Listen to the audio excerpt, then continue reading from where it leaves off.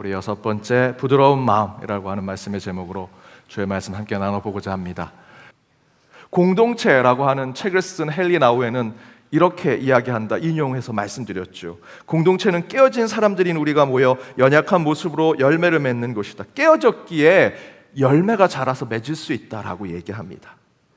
헨리 나우에는 복음의 씨앗을 품을 수 있는 교회는 단단하고 힘센 사람들이 이렇게 함께 모이고 능력 있고 의인들이 똘똘 뭉쳐있는 교회가 아니라 때로는 서로 부족하고 나약한 것을 함께 나누고 서로 때로는 화해하고 눈물로 용서하는 그런 공동체, 우리의 관계성은 때로는 헐거워야 하고요, 단단하지 말아야 하고 연약하고 부드러운 흙이 되는 공동체가 될 때 그 교회의 씨앗이 심겨진다 말씀드렸습니다.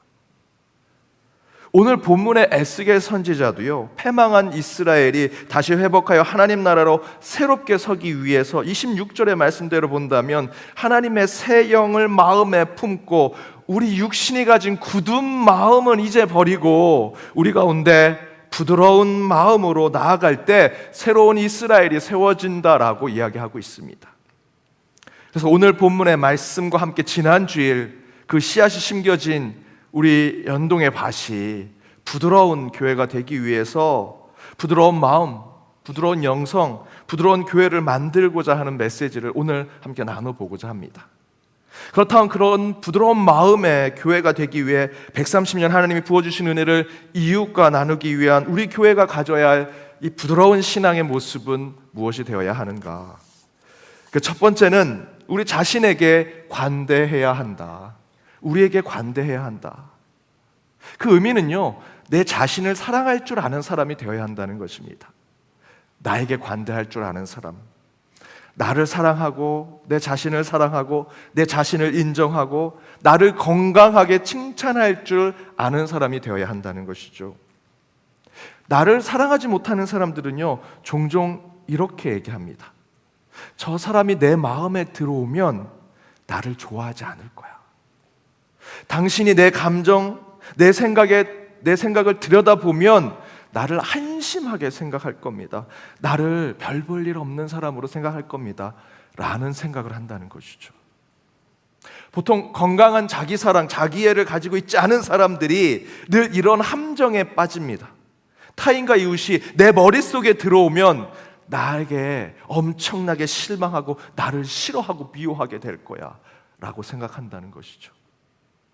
그런데 이렇게 자기 자신에 대해서 부정적이고 자기를 평가절하하고 자기에 비하하는 것, 자기 사랑이 없는 자들, 그러나 그들은요 거기에만 머물지 않고요, 자기 자신을 잘못된 관점으로 보고 판단하고 재단하는 것을요 자기에게만 돌리지 않고 타인과 이웃에게도 똑같은 관점을 가지고 생각하게 되더라는 것이죠. 이런 사람들은 99가지를 잘해도 한 가지 실수를 하면 자기 자신에게 실망합니다. 자기를 평가절하고 자기를 비하합니다. 근데 거기에 머물지 않고요, 다른 사람도 작은 티끌을 보고 비난하고 정죄하는 그런 삶을 살아가더라라는 것입니다. 저는 우리 교회가 부드러운 마음의 교회가 되고자 한다면 먼저 자기를 사랑해야 남도 사랑할 수 있는 교회가 될 수 있다 생각이 듭니다. 옛 우화에 이런 얘기가 있습니다. 자기 자신을 사랑하지 않아서 늘 강팍하게 살아가는 한 남자가 자신의 삶을 바꾸기 위해서 반려동물을 키우려고 하는데 강아지나 고양이는 많이 키우니 이 사람은 진해를 키우기로 했습니다. 발이 많이 달린 진해. 그리고 어느 날 저녁 또다시 굉장히 자기 자신을 깎아내리는 그런 경험을 하게 됩니다. 그렇게 괴로워하고 속상해서 그 진해에게 말을 걸어봅니다. 진해야, 오늘 나랑 같이 술 한잔 할래? 밖에 나가서 나랑 산책 좀 할래? 나 좀 위로해 주러 밖에 나가볼래? 또 물어보고 또 물어보고 또 물어보는데 진해는 아무 대답을 하지 않습니다. 마지막에 되어서 진해야, 내가 지금 마음이 너무 속상한데 좀 같이 해줘라. 그렇게 얘기를 해도 답이 없습니다. 그러자 이 사람이 참다 못해 자기도 사랑하지 못하는 자인이 그 강박한 마음을 그 진에게 이렇게 얘기합니다. 너도 나를 무시하니?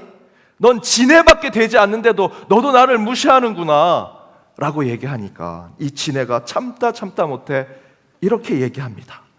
이제 그만 얘기하세요. 당신은 발이 2개라 신발만 신으면 되지만 나는 발이 30개라 이제 15개 신발 신었어요. 조금만 기다리세요. 여러분, 여기서 이 남자가 가져야 할 건 다른 것이 아니죠. 지네의 그 상황과 조건을 조금 더 기다려줘야 합니다. 관대한 마음을 가져야 돼요. 나 발 2개, 신발 2개 신었으니까 빨리 나와 라고 하면 안 됩니다. 상대방을 좀 더 생각해야 됩니다. 자기 자신에게도 관대하지 않으니 늘 자기의 선택이 잘못됐다고 생각하고요, 자기 모순에 빠져서 화내고 불평하고 불만하는 일들이 그의 삶엔 점점 많아지죠. 문제는 이것이 자기 자신에게만 머문다는 것이 아닙니다. 이 지네를 키우는 이 사람은 그것을 상대방에게도 공격하고 정죄하더라는 것이죠.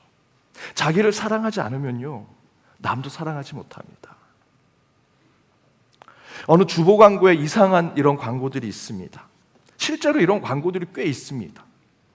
내일부터 사흘간 있을 금식 기도회에 많이 참가하시기 바랍니다. 그 다음이 중요합니다.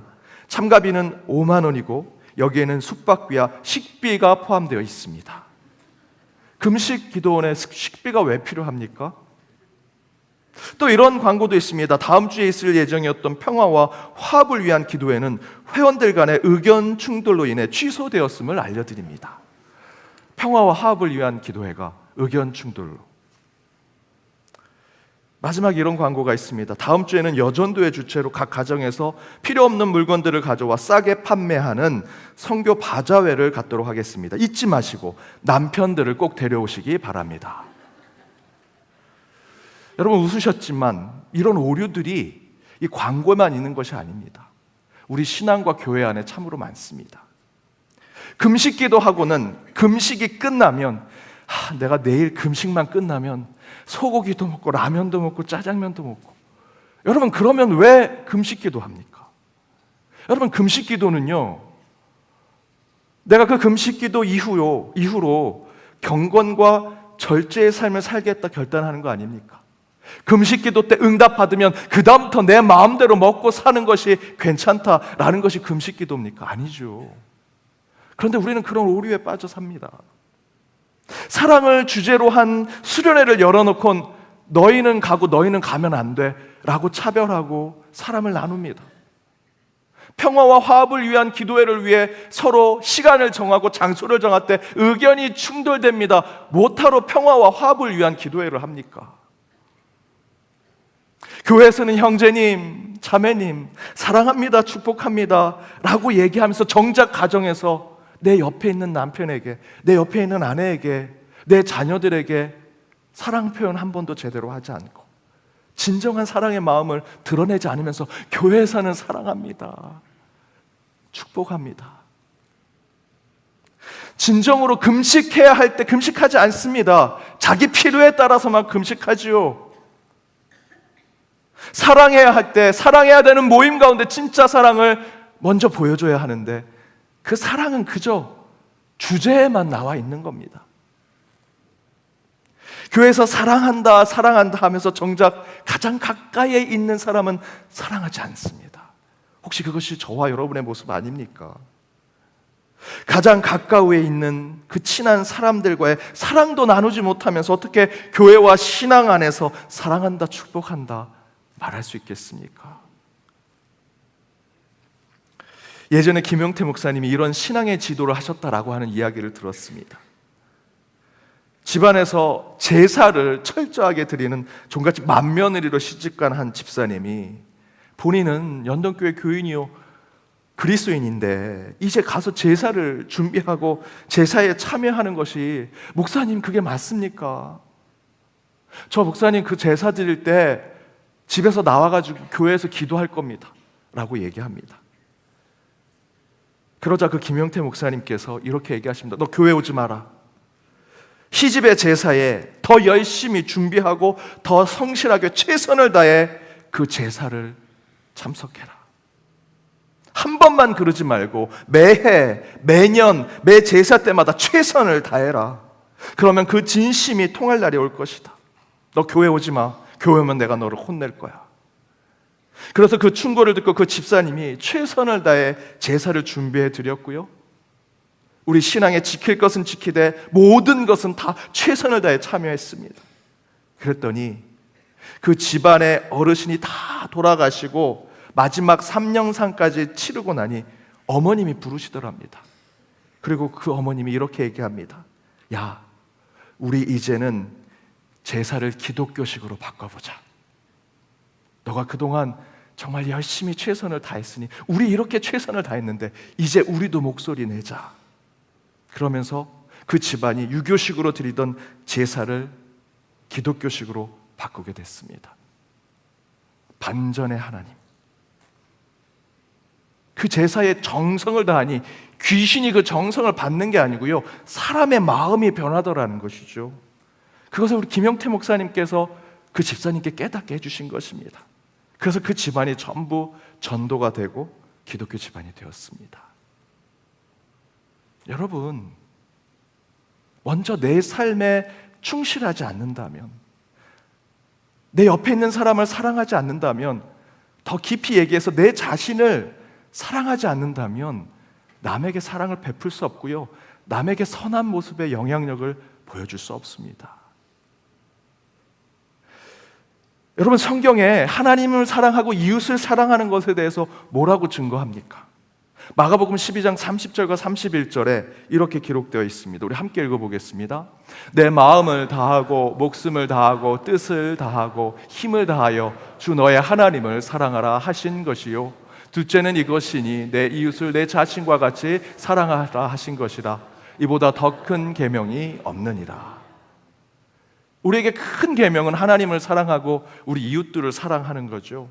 그 조건이 뭡니까? 30절에 보니 너의 마음을 다하고 목숨을 다하고 뜻을 다하고 힘을 다해라. 너에 대해서 너가 목숨을 다하고 힘을 다하고 뜻을 다하는 너 자신을 향한 그 모습을, 이제 그 모습 그대로 하나님을 사랑하라라고 얘기합니다. 나에 대해서 그렇게 못하면요, 그렇게 하나님을 사랑할 수 없습니다. 31절에 뭐라고 기록되어 있습니까? 내 이웃을 너를 사랑하듯 사랑해라. 하나님 사랑, 이웃 사랑의 첫 번째 조건은요, 나를 그렇게 사랑하고 있는가라는 질문입니다. 나를 사랑해야, 나를 사랑한 만큼 하나님을 사랑하고 이웃을, 내 옆에 있는 자들을 사랑할 수 있다는 것이죠. 사랑하는 여러분, 부드러운 마음을 갖는 신앙은요, 먼저 내 자신을 사랑할 줄 아는 마음을 갖는 것입니다. 나에 대해서 영적인 관대함을 갖는 것, 먼저 나를 용서할 줄 알아야 남을 용서할 수 있습니다. 그렇게 나에 대해 부드러운 마음을 가지고 있어야 남도 이해하고 이웃도 사랑할 수 있는 것이고요, 타인의 마음도 함께 품을 수 있습니다. 더불어 우리 그리스도인들은 먼저 우리의 가정을, 여러분에게 가장 가까이 있는 그 사람을 사랑할 줄 아는 사람이 될 때 부드러운 마음의 신앙을 가진 자들이 될 수 있습니다. 사랑하는 여러분, 여러분 가장 가까운 자들을 가장 사랑하십시오. 그보다 먼저 여러분 자신을 가장 사랑하십시오. 그때 하나님을 사랑할 수 있고 이웃을 사랑할 수 있는 부드러운 마음이 여러분 가운데, 우리 연동의 재단 가운데 이루어지리라 믿습니다. 그 사랑의 마음, 그 부드러운 마음을 품고 살아가시는 이번 한 주가 되시길 주님의 이름으로 축복합니다. 두 번째, 130년 하나님이 부어주신 그 은혜를 이웃과 나누기 위해 우리가 가져야 할 부드러운 마음의 신앙은, 나를 사랑했다면 남에게 친절하고 겸손하라라는 것입니다. 리더십을 이야기하는 곳에서 카리스마에 대한 얘기를 많이 하죠. 이 카리스마라는 것은 하늘에서 부어진 은혜, 하늘에서 부어진 축복이라는 뜻을 갖고 있습니다. 그러니까 이 카리스마는 그리스어로 본다면 위에서 아래로 내려왔다라고 하는 의미를 가지고 있죠. 그래서 리더십을 얘기하는, 지도력을 얘기할 때 굉장한 명령을 하고 권위를 가진 자들, 능력을 가진 자들, 강력한 메시지를 주는 자들에게 사용되는 표현이기도 합니다. 하지만 최근에 이 카리스마라고 하는 리더십의 표현을 정확하게는 무조건 명령하고 지시하는 리더십으로만 얘기하진 않습니다.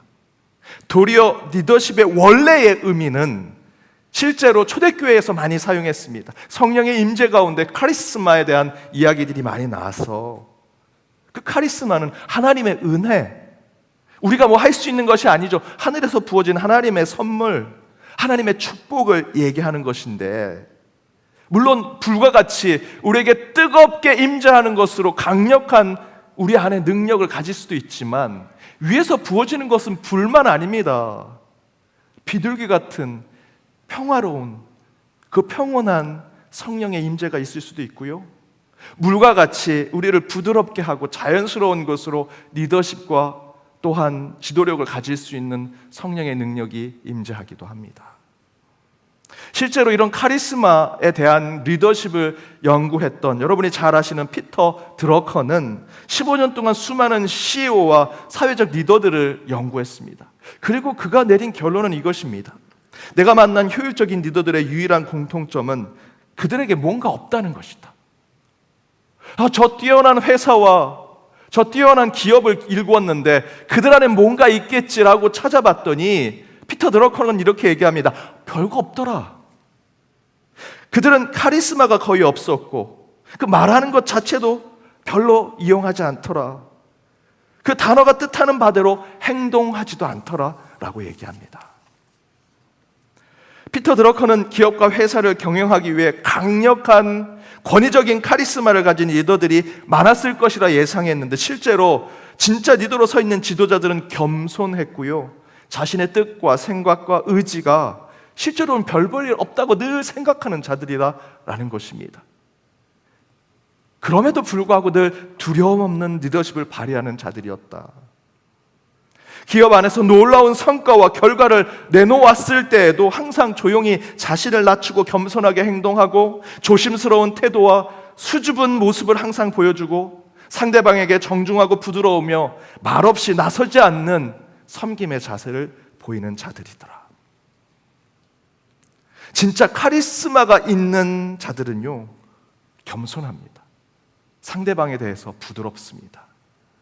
그렇게 되기 위해서 우리는 세상을 향해서 친절하고 겸손하며 부드럽고 선한 태도를 보여주는 교회가 될 때, 이 교회도요, 그 복음의 씨앗이 심겨질 수 있는 부드러운 하나님의 밭이 될 것이다. 저는 이런 교회가 외유내강의 교회가 되지 않을까라는 생각이 듭니다. 우리는 복음을 강력하게 지키되 세상을 향해서는 한없이 부드럽고 선한 마음을 품는 자들. 제가 안수받고 첫 목회 사역지로 간 곳의 담임 목사님은 한국교회, 그 당시 한국교회 가장 무섭기로 유명한 목사님이었습니다. 제가 그 교회에 지원을 했더니 하나같이 다 절대로 가지 말라고 얘기합니다. 너 가면 중간에 죽을지도 몰라 라고까지 얘기하셨습니다. 내가 아골골짝 어디라도 복음 전하러 죽으러 가려고 목사가 됐는데 어디든 뭔 상관이냐 라고 했는데, 하나같이 열이면 9은 절대 가지 말라고 딱 두 사람만 제게 그래도 가라라고 얘기했습니다. 제 아버지하고 제 아내였습니다. 죽으러 간다니까 그래도 가라고 계속 얘기합니다. 그래서 그것이 하나님의 말씀이라 믿고 갔습니다. 모두가 no라고 했을 때 yes라고 얘기하는 소수의 사람들의 의견을 듣고 그것이 하나님의 말씀이라 믿고 갔습니다. 갔더니 그 9명이 맞았습니다. 너무 죽을 것 같았습니다. 너무 힘들었습니다. 그 목사님이 매번 제가 설교가 이렇게 끝나고 가면요, 저를 부르십니다. 그리고 막 혼을 내십니다. 너 그렇게 설교하면 안 돼. 그 자세가 뭐야? 너 성경 말씀 그렇게 얘기하면 안 돼. 지금 제가 부드럽게 얘기한 거고요, 거기엔 육두문자가 들어가 있습니다. 뭐뭐 XX야, 너 임마 이 자식아. 하루는 제가 그렇게 막 또 꾸중을 막 듣고 있는데 목사님 방에 전화가 막 울립니다. 저한테 막 육두문자를 쓰면서 혼을 내시는데 갑자기 전화를 딱 받으시는데 목소리가 180도 바뀌시더니, 여보세요? 권사님 축복합니다. 무슨 일이세요? 라고 얘기하십니다. 방금 전에 저승사자와 같은 그 목사님은 사라지고 선한 양처럼 전화를 받으십니다. 실제로 이 목사님은요, 정말 엄하셨습니다. 부교육자들이 진짜 벌벌벌 떨었습니다. 제가 그렇게 훈련을 받았습니다. 그런데 그분은 항상 이렇게 얘기하셨습니다. 특별히 부교육자들에게. 자기 자신에게는 혹독하게, 그러나 성도들에겐 친절하라. 하루는 제가 그 담임 목사님 모시고 비서처럼 제가 목사님을 모셨었는데, 먼 곳에 행사가 있어서, 예배가 있어서 목사님을 모시고 가던 중에 목사님이 이런저런 얘기하시면서 목사님께서 우리 교육자들에게 왜 그렇게 혹독하게 하시는지를 제게 얘기해 주셨습니다. 그분은 이렇게 얘기하십니다. 목회지는, 교회는 영적 전쟁터다. 전쟁이 지금도 이루어지고 있는 곳이다. 거기에 목회자는 소대장이 되어서 전선으로 나가는 자들인데, 소대장이 된 너희들이 그 전선을 지켜내면 너희의 양떼들은 평온하고 행복하게 될 것이다. 너희가 그 가운데 태만하고 게으르고 성실하지 못하면 너희의 양떼 수백 명, 수천 명의 성도들은 늘 고통과 아픔 가운데 살 것이다. 너희 자신에게는 혹독해라. 그러나 성도들에겐 친절한 목회를 해라. 그때 이후로 저는 외유 내강의 목회를 하겠다 결심했습니다. 그것은요, 우리 교회도 마찬가지고요, 여러분의 신앙도 똑같습니다. 우리 교회가 내적으로는 강직하게 복음을 지켜내고 사단으로부터는 이 공동체를 지켜낸다면 여러분 성도들은요, 쉼과 안식을 얻을 수 있습니다. 성경에 이런 말이 있죠. 마태복음 11장 28절에 30절, 여러분 잘 아는 말씀입니다. 우리 함께 읽어보겠습니다. 수고하고 무거운 짐진 자들아 다 내게로 오라. 내가 너희를 쉬게 하리라. 나는 마음이 온유하고 겸손하니 나의 멍에를 메고 내게 배우라. 그리하면 너의 마음이 쉼을 얻으리니 이는 내 멍에는 쉽고 내 짐은 가벼움이라. 수고하고 무거운 짐진 자들이 누구에게 가라 말씀하십니까? 우리를 위해 대장 되시고 그 전쟁의 모든 칼과 총을 받으신 예수 그리스도, 그분께 가면요, 저희는 쉼과 안식을 얻을 수 있습니다. 왜? 그분은 혹독하게 그 전선 맨 앞에서 싸우셨기 때문에 후방에 있는 우리의 삶의 자리에 있는 우리는 평안을 얻고 살아가는 것이죠. 이 말씀이 가능한 이유는요, 외유 내강의 신앙 때문이라 저는 믿습니다. 우리 교회 안에 복음은 강직하게 지키되 우리는 이 교회 안에 쉼과 평안함을 주는 교회가 되는 것. 사랑하는 여러분, 우리 연동교회가 그런 부드러운 교회가 되길 바랍니다. 먼저는 우리 자신을 사랑하고요, 우리 교회를 우선 사랑할 줄 아는 성도가 되는 것. 그리고 우리의 신앙과 복음, 믿음과 공의는 굳건하게 견실하게 지켜내되 세상을 향해서는 한없는 온유함과 부드러움을 세상에 보여줄 때 그 세상은 예수 그리스도로, 저와 여러분으로, 우리 연동교회를 통해 평안함을 얻게 되리라 믿습니다. 그런 교회가 되어 더욱 복음의 씨앗이 곳곳에서 풍성히 자라나게 하는 영원 전부터 세움받은 우리 연동교회, 여러분의 가정, 여러분의 신앙이 되시길 주님의 이름으로 축복합니다.